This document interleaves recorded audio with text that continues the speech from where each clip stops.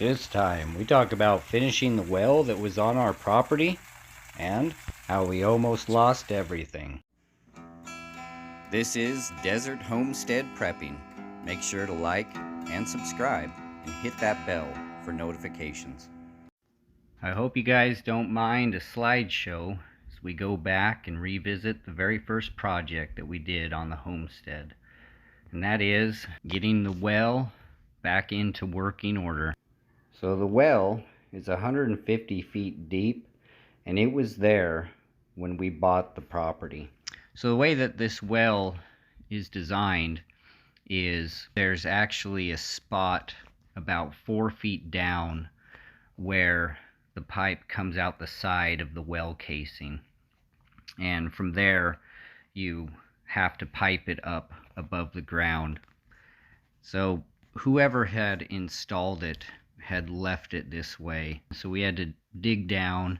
After that, I installed a drain valve, and these are common for sprinkler systems, and they're designed to close at 3 psi so that when you turn on the water, the pressure would force it shut, and then when you shut off the pump, it would open that valve and allow the water to drain back down.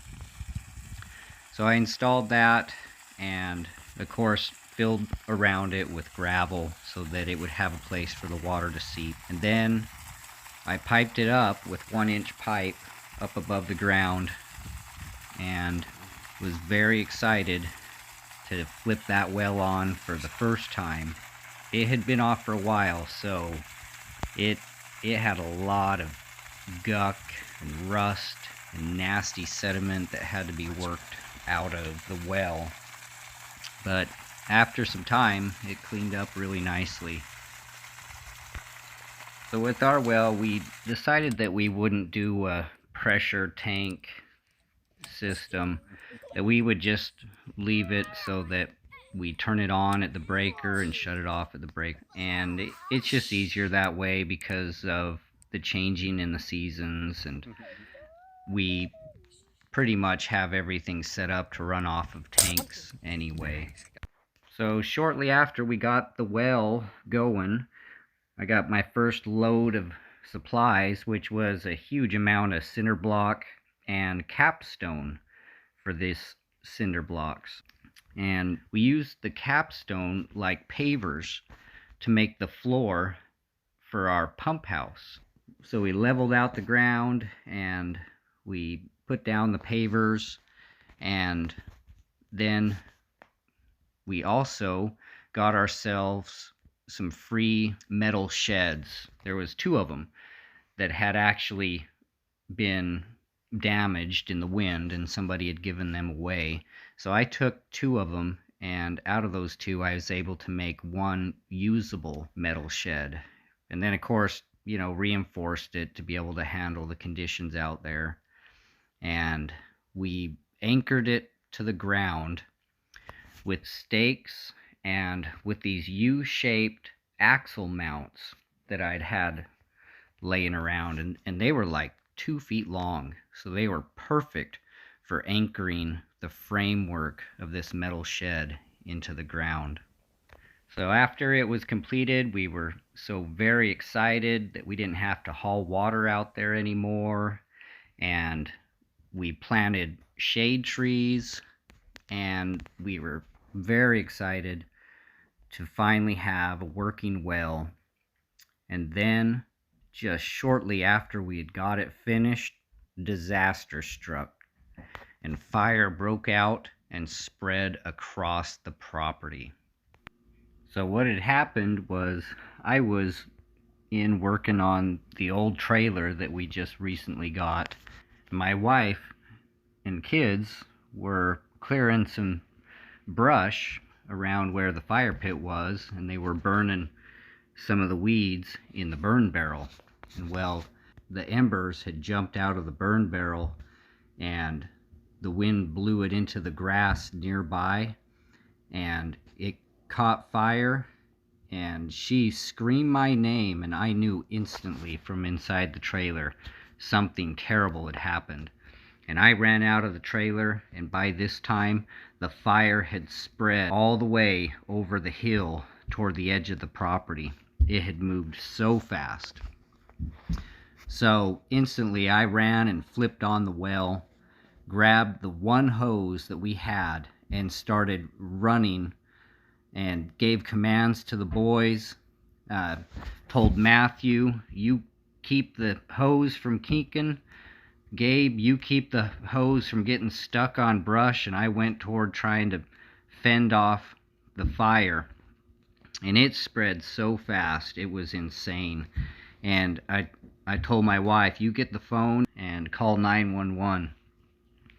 So we're trying to beat back the flames that are spreading around the property, and it's starting to come back toward the trailers that we had. And so I would run around to the south side and beat the flames back, and then my wife would yell that the flames are coming in on the north side, and so I'd run all the way around the trailers and beat them back that way. And I could not keep up with it. It was slowly encroaching in on the trailers. Finally, I said, we got to get out. Get the kids, get in the trucks, we're going.